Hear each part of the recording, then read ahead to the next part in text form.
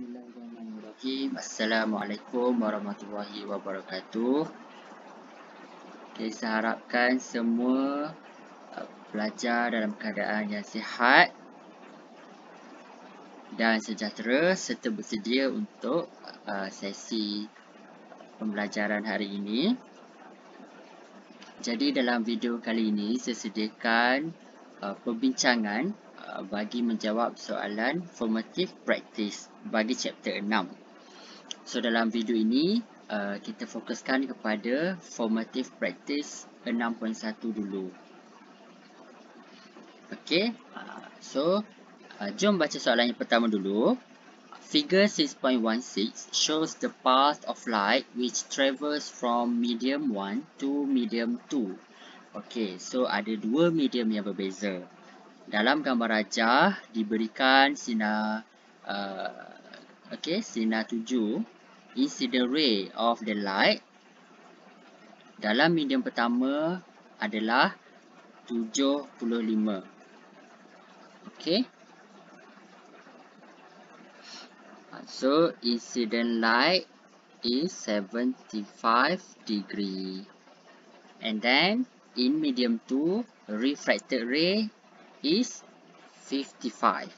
Okay, so refracted ray is 55 degree.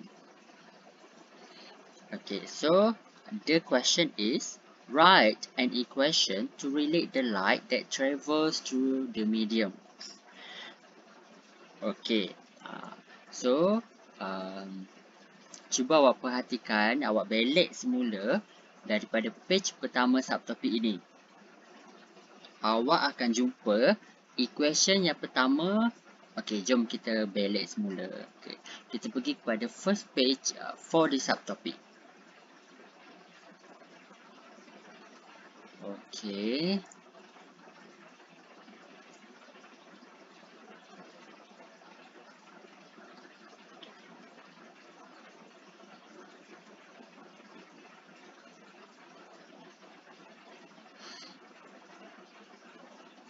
Okey. So ini adalah first page untuk 6.1 refraction of light. So formula yang pertama yang awak akan jumpa adalah refractive index is equal to speed of light in vacuum over speed of light in medium. So the equation is gonna be N sama dengan C over V. Okay. So dalam soalan tadi, dia langsung tidak memberikan maklumat tentang speed of light in vacuum maupun speed of light in medium. Maksudnya speed of light dalam medium pertama pun tak bagi, speed of light dalam medium kedua pun tak bagi. So, equation ini tidak boleh menjadi jawapan kepada soalan 1A. So, kita pergi kepada equation yang seterusnya. Okay, Snell's law. Snell's law kata, value of N1 sin theta 1 is the same as N2 sin theta 2 for the two different medium. Okay, according to the law of refraction of light, when light travels from one medium to another. Okay, so Snell's law pun bagilah equation N1 sin theta 1 equal to N2 sin theta 2. So, bila kita susun, equation tu akan jadi N2 over N1 equal to sin theta 1 over sin theta 2. So N1 tu apa? N1 is the refractive index of medium 1. So dalam gambar rajah tadi kita ada medium 1. So refractive index for that medium adalah N1. Label dia N1. Okay. Yang seterusnya adalah N2. N2 is the refractive index of medium 2. Okay, so dalam medium kedua, refractive indexnya akan disimbolkan sebagai N2. Okay, next, theta 1. Theta 1 adalah angle of incident in medium 1. Okay, dalam soalan tadi dia bagi 75, betul tak? Incident angle in medium 1 adalah 75 darjah. And then, theta 2 is the angle of refraction in medium 2. Okay, so dalam soalan tadi dia bagi refraction of light adalah pada 55 degree dalam medium yang kedua. Jadi so equation ni lah yang menjawab kepada soalan 1A. Okey, dalam satu topik ni kita akan jumpa 3 equation. So tadi kita dah jumpa equation pertama, N sama dengan C over V. Yang kedua Snell's law. Dan yang ketiga berkaitan dengan kedalaman, iaitu N is equal to real depth over apparent depth. So equation dia akan jadi N sama dengan H besar over H kecil. H besar tu adalah real depth, H kecil adalah apparent depth. So equation ni pun tidak boleh menjawab soalan 1A sebab gambar rajah langsung tidak memberikan info tentang real depth maupun apparent depth. Okay, so that's how to answer the question 1A. Okay, memang betul dalam topik 6.1 diberikan 3 equation yang berbeza. Yang pertama adalah N equal to C over V. Kemudian yang kedua kita jumpa N2 over N1 sama dengan sin theta 1 over sin theta 2. Dan yang ketiga N sama dengan H besar over H kecil. Real depth over apparent depth. Ada 3 equation dalam satu topik 6.1. Tapi hanya satu equation sahaja yang menjadi jawapan kepada 1A. Jadi macam mana kita nak tentukan jawapan dia? First, kita kena tengok gambar rajah soalan tu. Gambar rajah soalan tu adalah 6.16 lah. Ada diberikan medium pertama, medium kedua. So, bagi medium pertama, dia ada refractive index N1. Untuk medium kedua, refractive index dia adalah N2. Kemudian, dia ada bagi angle of incident dan angle of refraction. So, bagi 1A, equation yang menjawab soalan tersebut adalah N2 over N1 sama dengan sin theta 1 over sin theta 2. Okay, sin theta 1 over sin theta 2. Ataupun awak boleh juga buat N2 over N1 sama dengan sin I over sin R. Okay, so dua-dua ni boleh diterima. Tapi C over V salah, H besar over H kecil pun salah. Sebab dalam soalan ni dia tak bagi lagi maklumat tentang C ataupun V mahupun real depth ataupun apparent depth. Okay, so this is the answer untuk jawapan 1A. Okay. Okay. So seharap awak faham macam mana nak jawab soalan A. Okay. So next kita pergi kepada soalan B. Soalan B, determine the refractive index for medium 2 if the speed of light in medium 1 is 3 times 8 to the power of 10. Okay, so sekarang kita nak guna formula apa pula? Okay, memang betul dalam soalan ni ada diberikan nilai speed of light. Saya yakin kamu akan terfikir untuk menggunakan equation N sama dengan C over V. Okay, untuk soalan nombor 2 ni saya guna pen warna biru. Okay. Okay. Katakanlah awak nak, bila awak nampak je speed of light ni, mesti awak akan terfikir nak guna equation N sama dengan C over V. Betul tak? Okay. Katakanlah awak nak guna equation tu. Cuba kita tengok. Soalan tanya refractive index untuk medium yang kedua. So soalan tanya N2 ni berapa? Kan? So N dekat depan ni adalah N2 lah sebenarnya. Okay. So C itu adalah speed of light in vacuum ataupun speed of light in air.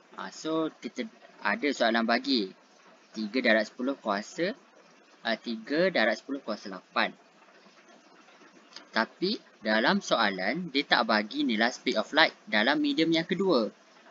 So, awak akan ada dua unknown. V pun awak tak tahu, N pun awak tak tahu. Jadi macam mana nak cari? Okey, kita tak boleh guna equation yang ada dua benda yang kita tak tahu. Hanya boleh guna equation yang satu je yang kita tak tahu. Okey? Jadi N sama dengan C over V tu tak boleh guna. Jadi apa fungsi dia bagi 3 darab 10 kuasa 8 tu? Fungsi dia adalah speed of light dalam medium 1 3 darab 10 kuasa 8 meter second negative 1. Okey. Nilai 3 darab 10 kuasa 8 tu adalah speed of light dalam medium apa? Okey. Speed of light 3 darab 10 kuasa 8 adalah speed of light dalam udara ataupun dalam vacuum. Okey. So daripada nilai speed of light 3 darab 10 kuasa 8 tu, kita tahu medium 1 tu adalah udara ataupun vacuum. So apa guna kita tahu medium 1 tu adalah udara? Okey, awak kena ingat speed of light dalam udara adalah 3 darab 10 kuasa 8. Dan awak kena ingat juga refractive index bagi udara adalah 1. Nilai dia adalah 1. So N1 adalah 1. Okey, soalan tanya berapa N2? N2 berapa? N1 dah tahu, 1. Okey, jadi equation yang boleh kita gunakan adalah Snell's law juga. Okey, bagi soalan B, soalan tanya refractive index untuk medium yang kedua. So N2 berapa? Bahagi N1. N1 dah tahu. N1 tu adalah udara. So nilai dia adalah 1. So masukkan 1. Kemudian sin I. Sin I dah ada dalam soalan 75. So sin 75 bagi sin R. R pun dia bagi dalam soalan. Iaitu sin 55. So awak pun dapatlah N2 sama dengan sin 75 bahagi sin 55, awak akan dapat 1.179. Cuba cek guna kalkulator. Betul ke tidak? Okey, so macam itulah cara untuk menjawab soalan B. Jangan confuse dengan nilai yang dibagi ni. Sebenarnya nilai yang dibagi ni adalah nak bantu kita supaya kita tahu medium 1 tu apa. Bila kita tahu medium 1 tu apa, kita boleh tahu nilai refractive index untuk medium tersebut. Okey? So kita dah selesai jawab soalan A dan B. Sekarang, jom pergi kepada soalan C. Soalan C tanya, what is the speed of light in medium 2? So bila dia tanya speed of light dalam medium kedua, jadi okey, soalan C seguna pen warna purple. Okey. Jadi soalan C barulah boleh guna soalan equation N sama dengan C over V. Sebab apa? Sebab dia tanya speed of light dalam medium yang kedua. So kalau kita guna soal equation N sama dengan C over V, boleh jawab ke tak? Bolehlah, sebab kita dah ada nilai untuk C. Speed of light in vacuum ataupun in air. Inilah nilai dia kan. 3 darab 10 kuasa 8. V berapa? V tu kita nak cari. Okay, speed of light dalam medium kedua, simbol dia adalah V. N tahu tak? N tahu daripada ni lah. Okay, daripada soalan B tu, N dia adalah, so sebenarnya equation dia adalah N2 sama dengan C over V. Okay. So N2 kita dah tahu 1.179. C pun dah tahu 3 darab 10 kuasa 8 bagi dengan V. So hanya V sahaja unknown bagi equation tersebut, so bolehlah guna equation tu. Okay, so kita pun susunlah V sama dengan 3 darab 10 kuasa 8 bahagi dengan 1.179. So V awak akan dapat, okay, sila guna kalkulator. Awak akan dapat 2.54 darab 10 kuasa 8. Unit apa? Unit bagi velocity adalah, unit bagi speed adalah meter second negative 1. So that is the answer for 1C. Okay, so kita dah selesai soalan nombor 1. Sekarang kita pergi pula kepada soalan yang kedua. Soalan yang kedua, figure 6.17 shows a tank filled with oil to a height of 3 meter. Okay, so 3 meter tu adalah jumlah kedalaman air. So itu adalah real depth lah kita panggil, okay. So soalan ni kita guna pen warna hijau. Okay, so real depth adalah 3 meter. And then baca ayat seterusnya. Kena baca betul-betul ayat, okay. Sebab dalam setiap ayat tu ada je informasi yang diberikan, dan info tersebut akan membantu kita dalam menjawab soalan. Okay, so the oil has a refractive index of 1.38. So refractive index of oil adalah 1.38. Soalannya, what is the apparent depth of the tank as seen by the observer from above the tank? Soalan tanya apparent depth. Apparent depth simbolnya adalah H kecil. So H kecil sama dengan berapa? So obviously equation yang kita boleh gunakan adalah N sama dengan H besar over H kecil. Okay, so N kita dah tahu 1.38.